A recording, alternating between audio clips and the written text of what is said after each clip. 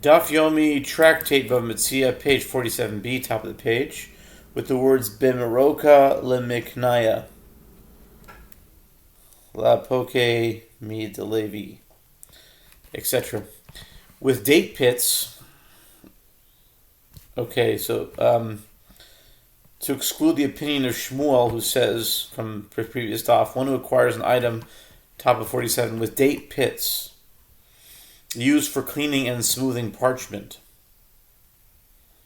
The term to acquire items serves to exclude the opinion of Levi, who says that the symbolic exchange is effected by means of the vessels of the one transferring ownership of the item.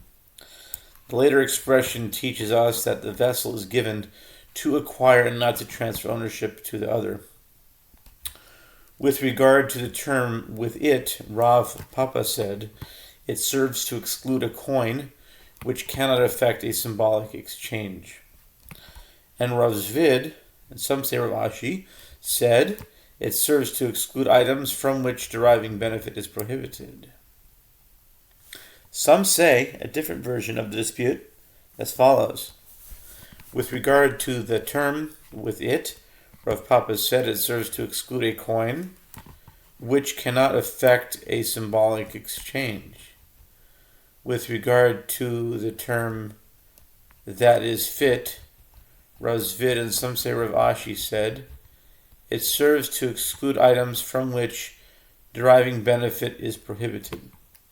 But according to this version, a verse to exclude date pits is not necessary, as they are of no significance at all.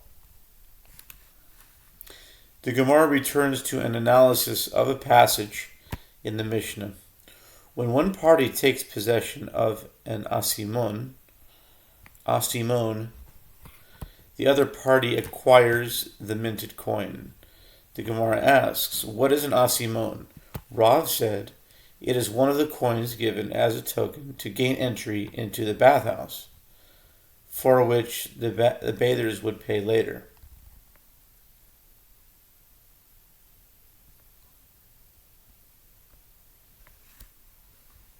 The Gemara raises an objection from a Braita. One desacralizes second tithe produce, neither with an asimon, nor with one of the coins given as a token to gain entry into the bathhouse. This proves by inference that an asimon is not one of the coins given as tokens in a bathhouse. And if you would say the Tana is explaining the meaning of the term asimon, there is difficulty with that explanation. But wasn't it taught in another Braita like this? One desacralizes second tithe produce with an asimon. This is the statement of Rabbi Dosa. And the rabbis say one does not desacralize second tithe produce with an asimon. And they agree that one does not desacralize the second tithe produce by transferring its sanctity onto one of the coins given as a token to gain entry into the bathhouse. It is clear from this Braita that an asimon is not a token given in a bathhouse. Rather, Rabbi Yochanan said, what is an asimon? It is a blank, meaning a piece of metal in the shape of a coin that was not yet imprinted. The Gemara comments, and Rabbi Yochanan follows his standard line of reasoning. As Rabbi Yochanan said, Rabbi Dosa and Rabbi Ishmael said the same thing. Rabbi Dosa, as we stated, said that the legal status of an asimon is that of a coin. With regard to Rabbi Ishmael, what is his statement? It is as it is taught in a Braita, and you shall bind up the money in your hand. Deuteronomy 14:25. This serves to include any type of money that is bound in one's hand, meaning that has monetary value.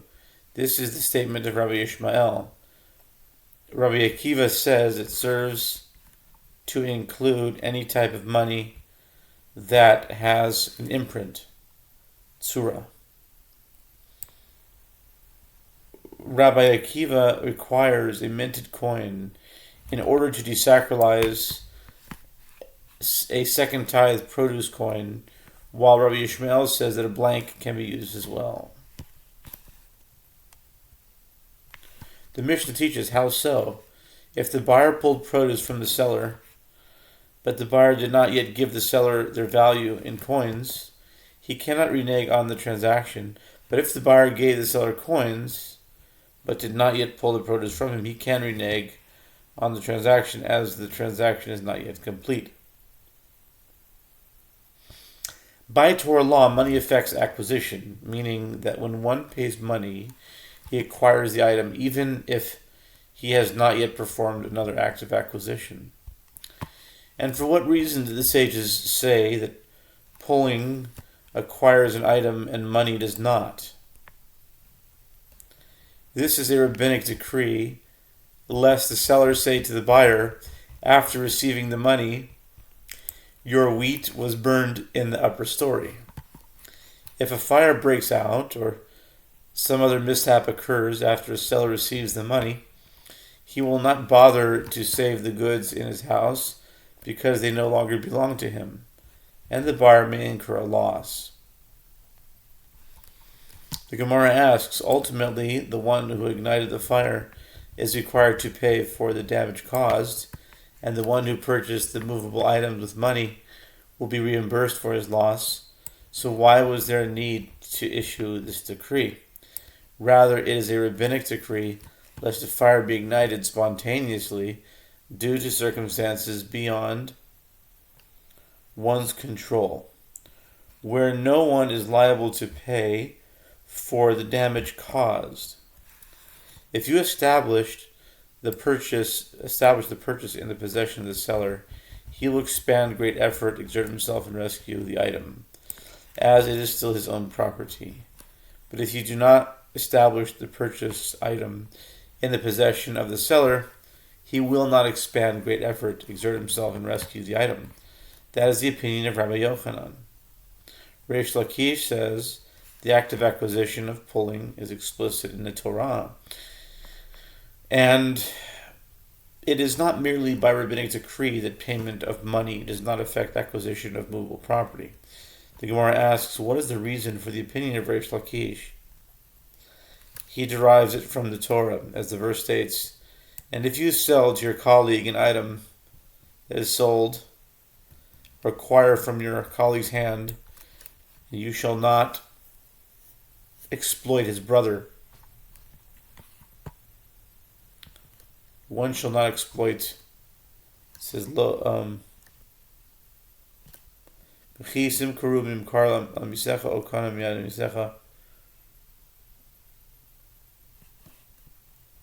anyway, Leviticus 25:14, and the references to an item that is acquired from hand to hand, meaning by means of pulling. Rabbi Yochanan said the term "from your colleague's hand" is not teaching that from an item can be acquired by pulling. Rather, it serves to exclude land which is not subject to the halacha of exploitation, because it is not physically handed over from one to another. The Gemara asks, and how does Reish Lakish respond to the explanation? The Gemara answers, Reish Lakish agrees that the verse serves to exclude land from the halacha of exploitation. But if it is so, that this was its only purpose, let the verse write, "And if you sell from your colleague's hand an item that is sold, you shall not exploit." Why do I need the additional phrase, "or acquire"? Learn from it that the acquisition by Torah law is effected by means of pulling. The Gemara asks, and as Rabbi Yochanan, what does he do with the phrase "or acquire"? What halacha does he derive? The Gemara answers, he requires that phrase for which is taught in the Braita from the phrase in the verse, and if you sell to your colleague an item that is sold, you shall not exploit. I have derived only a case where the buyer was exploited. From where is it derived that the halacha is the same in a case where the seller was exploited? The verse states, or acquire you shall not exploit, indicating that it is prohibited for the one who acquires the item to exploit the seller. Gemara asks, and from where does Reish Lakish derive this halacha?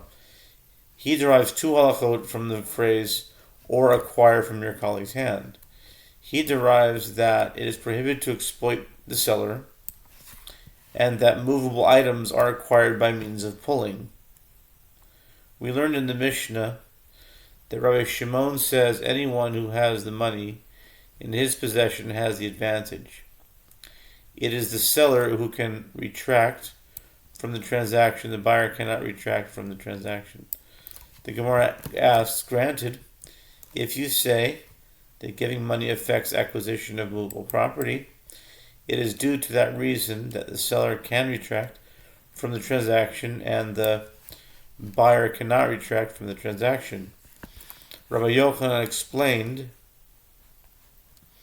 that the sages instituted pulling to complete the transaction for the benefit of the buyer, so that the seller will expend great effort and rescue the item, as it is still his own property, but the seller acquires the money immediately. But if you say in general that giving money does not affect acquisition of movable property, let the buyer also renege on the transaction. The Gemara answers, Reish Lakish could have said to you, I did not state my opinion in accordance with the opinion of Rabbi Shimon. When I stated my opinion, it was in accordance with the opinion of the rabbis. The Gemara asks, granted, according to Reish Lakish, that is the dispute between the opinions of Rabbi Shimon and the rabbis, as Rabbi Shimon holds that money affects acquisition of the item, and the rabbis hold that only pulling the item affects acquisition. But according to Rabbi Yochanan, what difference is there between the opinion of Rabbi Shimon and the rabbis? The Gemara responds, the difference between them is with regard to the statement of Rabbi Chizda, as Rabbi Chizda says, just as the sages instituted pulling for the sellers, likewise they instituted pulling for the buyers. Until the item is pulled, the buyer can also renege on the transaction. Rabbi Shimon does not hold in accordance with the statement of Rabbi Chizda, and the rabbis hold in the statement of Rabbi Chizda.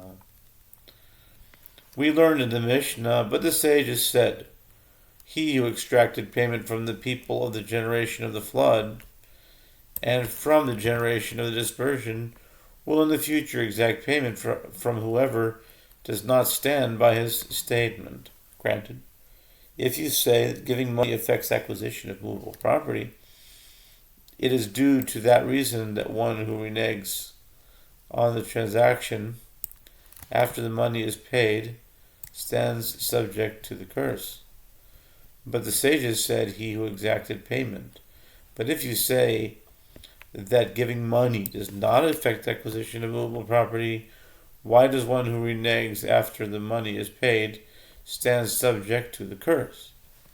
But the sages said, he who exacted payment. The Gemara answers, it is due to the fact that he reneged on a statement of his committing himself to buy the item. The Gemara asks, and does one who reneged on a statement of commitment stand subject to the curse? But the sages said, he who exacted payment. But isn't it taught in a Braita